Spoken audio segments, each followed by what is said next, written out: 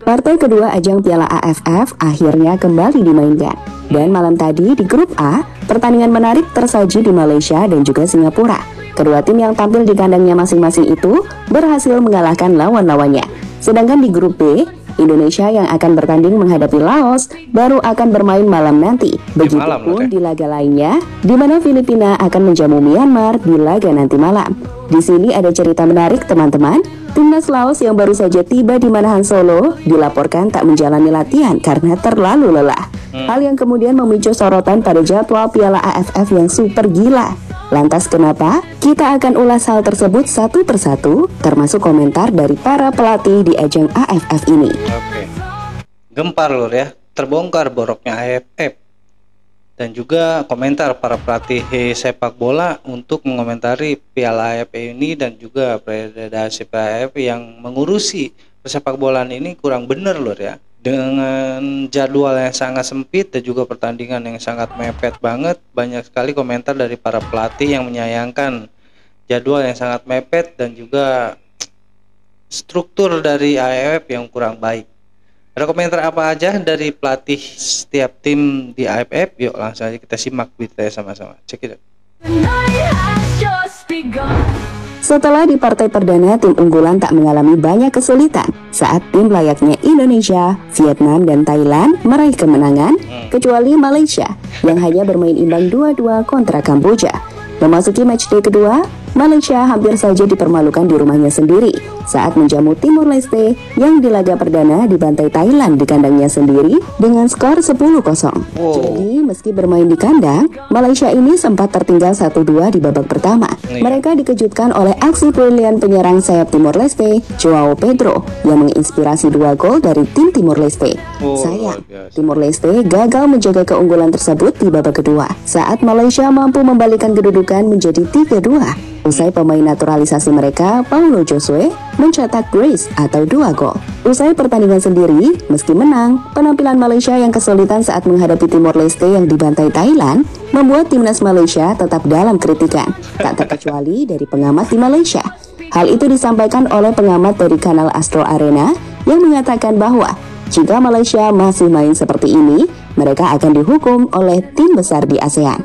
Seperti Kis tanya tadi, mengapa momentum itu bertukar di separuh masa kedua? Bagi saya ialah kerana kita ketinggalan. Itu yang berlaku di Kamboja tempoh hari. Kita ketinggalan, baru kita bangkit dan mengubah corak permainan, lebih menekan, lebih pergi menyerang untuk mendapatkan jaringan. Dan saya nak syorkan sebenarnya benda ni sepatutnya tak berlaku kerana kita kalau bermain sebegini bertemu dengan pasukan yang lebih besar, mungkin kita akan agak susah. Dan kita dah bincang awal, sepatutnya kita lebih memberi tekanan kepada pasukan lawan daripada awal permainan. Kita tak boleh menunggu kita dah ketinggalan baru kita nak bermain sebegitu. Jadi bermain dengan Timor Leste, Kamboja, mungkin kita boleh mendapatkan gol penyamaan dan gol kemenangan, tetapi bertemu dengan pasukan besar seperti selepas ini mungkin Thailand, Singapura, mungkin agak sukar. Beralih dari pertandingan timnas Malaysia, di grup A ada Singapura yang juga memainkan laga perdananya malam tadi. Kali ini Singapura bermain sebagai tim tuan rumah menghadapi Kamboja yang sebelumnya bermain imbang kontra Malaysia 2-2. Nah, ada yang menarik nih. Di laga Singapura dan Kamboja, dalam laga yang pada akhirnya dimenangkan Singapura dengan skor 2-1 itu, sejatinya Kamboja ini bermain lebih dominan atas Singapura, bahkan menciptakan lebih banyak peluang. Tapi semua jadi percuma saat 2 kali kiper Kamboja melakukan blunder fatal yang berujung 2 gol dari timnas Singapura. Mulai dari terpeleset saat ingin menyapu bola hingga melepaskan umpan yang terlalu pelan sehingga dapat dicuri pemain Singapura.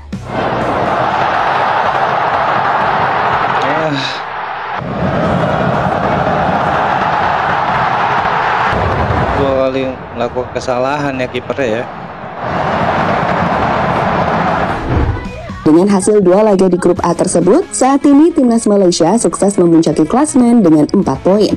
Namun perlu dicatat bahwa Thailand dan Singapura baru bermain 1 kali. Kami pikir petanya sudah jelas sih. 2 tiket semifinal di grup A akan diperebutkan oleh 3 tim, mulai dari Thailand, Singapura, dan Malaysia. Kuncinya akan ada di situ, saat 3 tim tersebut nantinya saling berhadapan. Luar biasa lor ya. Timor Leste yang sebelumnya kalah 10-0 oleh Vietnam, sekarang dapat hampir mengimbangi tim Malaysia yang berkoar-koar banyak sekali pemain naturalisasinya lur ya. Bahkan menang tipis hanya 3-2 dengan Timor Leste, itu sangatlah bikin fans dari Malaysia sendiri geram sebenarnya lur. Kenapa seperti ini permainan Malaysia ya lur ya. Tidak seperti yang dahulu-dahulu yang dikenal sebagai masa Malaya lur ya. Sekarang kok seperti ini, makanya geram sekali fans Malaysia. Banyak juga yang berkata kalau misalnya pemain naturalisasi itu tidak sebaik pemain intinya dari Malaysia. Bahkan fans Malaysia ingin sekali pemain-pemain asli Malaysia yang main, tidak ada pemain naturalisasi.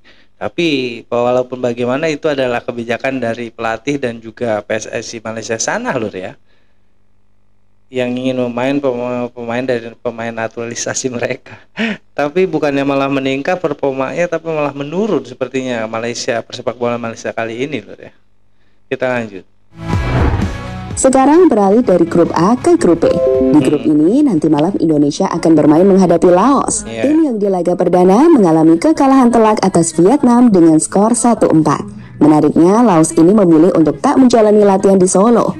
Rabu malam, timnas Laos hanya berfoto-foto di Stadion Manahan tanpa melakukan sesi latihan, di mana diprediksi Laos menyimpan tenaga mengingat padatnya jadwal AFF kali ini. Jadi, kalau boleh jujur, jadwal AFF emang agak gila sih. Sebagai contoh, Indonesia yang baru saja main lawan Myanmar tanggal 9 Desember langsung terbang ke Solo dan sampai pada tanggal 10. Latihan di tanggal 11 dan tanggal 12 sudah bermain di laga menghadapi Laos.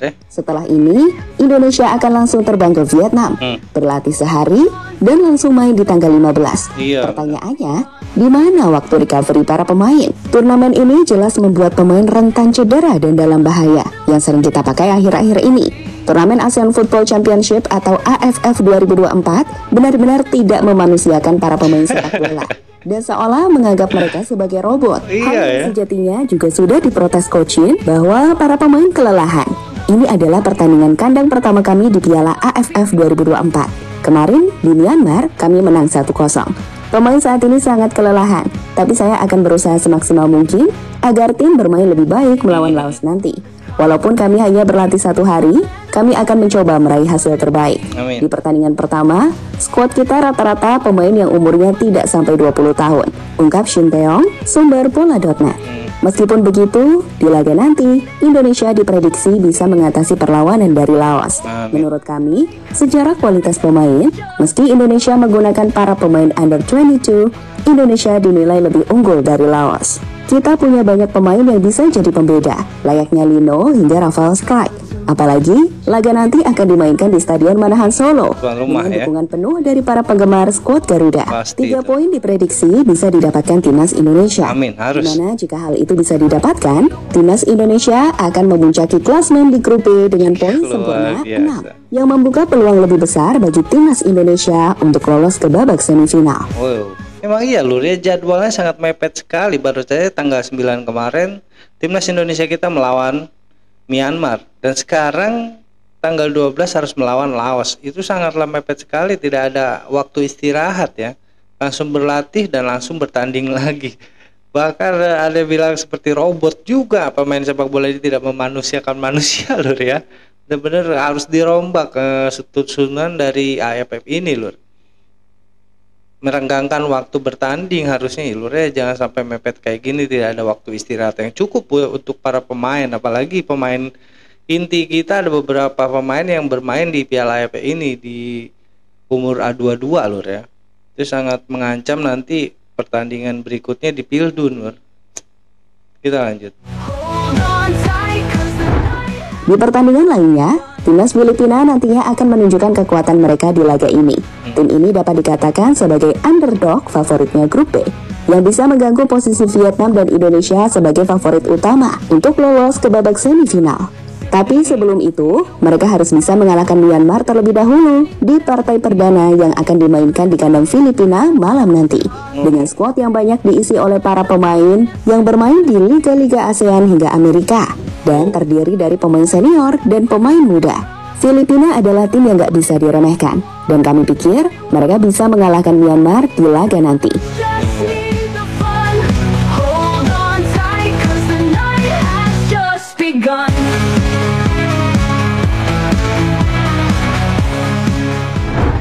Yap, jadi begitu teman-teman, cerita di balik ajang AFF yang super padat banget jadwal. Ya Lur, gila Lur ya. AFF ini benar-benar harus dirombak ya kombinasinya atau jadwal-jadwal pertandingannya yang terlalu sempit.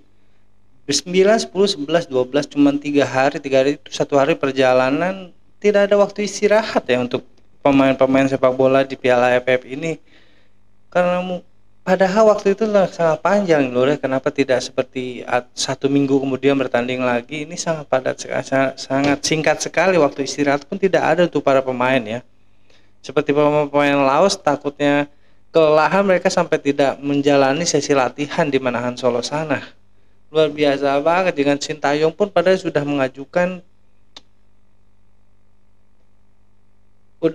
balik kepada AFF semoga agar jadwal pertandingan AFF ini diperlonggar lagi waktunya Lur ya. Kenapa tidak dituruti oleh AFF? Mungkin ini salah satu strategi atau kayak gimana dari AFF ya Lur ya.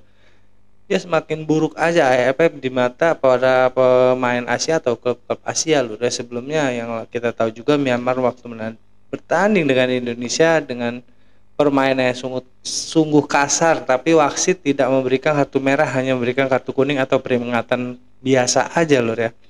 Padahal dari pertandingan Myanmar Indonesia itu banyak sekali harusnya keluar kartu merah Lur ya. Tapi wasit tidak melakukan itu. Seperti VAR juga tidak baik, lapangannya tidak baik. Itu adalah salah satu kritik dari para pelatih klub-klub ASEAN Lur, tapi tidak didengar oleh AFF. Nggak tahu harus kayak gimana Lur AFF ini Lur, apa harus dibubarkan, apa Indonesia harus keluar aja. Gimana pendapat kalian tentang ini semua Lur? Tulis di kolom komentar, nanti kita bahas sama-sama. Sekian reaction dari gue kali ini, kurang lebih gue minta maaf. Assalamualaikum warahmatullahi wabarakatuh.